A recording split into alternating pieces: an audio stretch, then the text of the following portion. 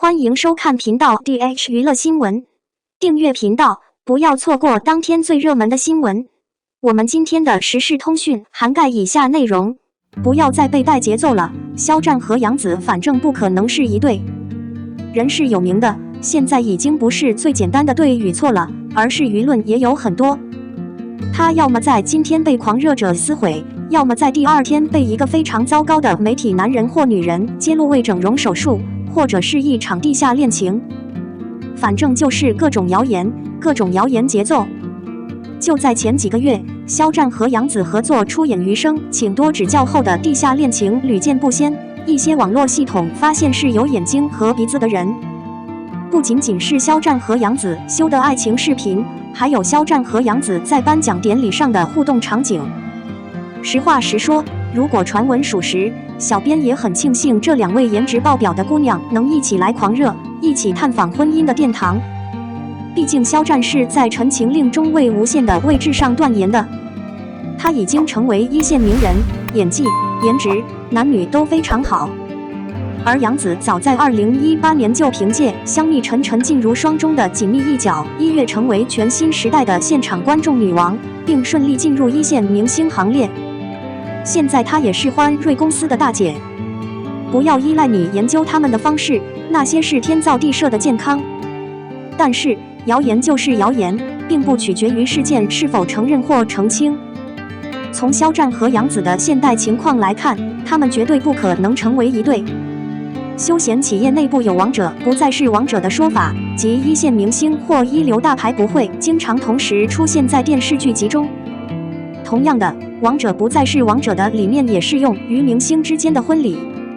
您可以在完整的休闲企业中查看名人婚姻趋势，只要这个人或女士是大玩家，他或她正在寻找的对面1、2绝不会在前线。于是搬回来研究肖战和杨紫。他们两人的 espresso 位置属于国王，现在不再是国王的类别。从本质上讲，他们每个人都是非常忙碌的人，拥有许多商业企业和资产，他们的事业正处于上升的黄金时期。在这段时间里，他们两个人根本不可能有时间增加他们的约会。更何况，如果他们成为一对，后来又增加了，那就远非夫妻之间的约会了。搞清楚恋爱这个阶段后，可能会有人因为自己的圈子关系而退居幕后，那肯定等于放弃了自己的事业。这是休闲企业内部多年来一直没有改变的规定。如果你不认同我的话，你可以动一动，看到因红海行动成名的杜江夫妇霍思燕，还有因红海行动成名的唐嫣和罗晋、锦绣未央，他们都是这样的组合，最简单的一个男人或女人在其中。前线和对面的1/2，为了自己的亲人圈子，会慢慢减少自己的资产，退到历史。现在大部分不再遵守这条规定的明星在聚在一起时，会因为各种不同的动机而迅速分手。最多正常的就是杨幂和刘恺威，还有赵丽颖和冯绍峰。这对夫妇是他们事业上的强者。你很健壮，我很健壮。他们每个人都是为了他或他自己的职业。在可能有额外的电力来驯化关系的地方，分手已经成为一种草本的事情。所以，按照休闲企业内部的正宗香水规定，肖战无论如何也不会和杨紫搭档。而且，肖战和杨紫也是聪明的人类，他们现在怎么可能不知道眼前这么多人类早就过去的坑了？所以，肖战和杨紫是休闲企业里的好哥们。两人在网络上多次被认为是在屋顶上数次，但真正意义上的视频只是他们在余生中做爱的形象，以及他们的私生活根本上不同的媒体事件同样是一个视频，真正被某些媒体人恶意策划，可爱而不是流行的想法。最后，不要明确的让某些人特别以朴实无华的方式再次更新您。肖战和杨紫毫无疑问的成为一对，既不可想象，也不明智。作为一个被抛弃的人，更加专注于他们的工作肯定会更好。杨紫和张睿再一次合作，有种默契的感觉。实事求是，无数网友都在说尺子应该由他明确扮演，尤其是很大。两人10年前合作的《花不开花不误》，张睿在剧中真正扮演了真正意义上的男主齐飞，而杨紫根本就是一个真正的女主。在剧集里，谁可能普遍觉得10年后的杨紫已经普遍变成了炙手可热的女主角，尤其是朴实无华的女主角。她们两个现在真的是差不多，差距太大了。事实上，张睿过去的星途尤其还是非常顺利的，基本上才刚刚开始玩得尽善尽美。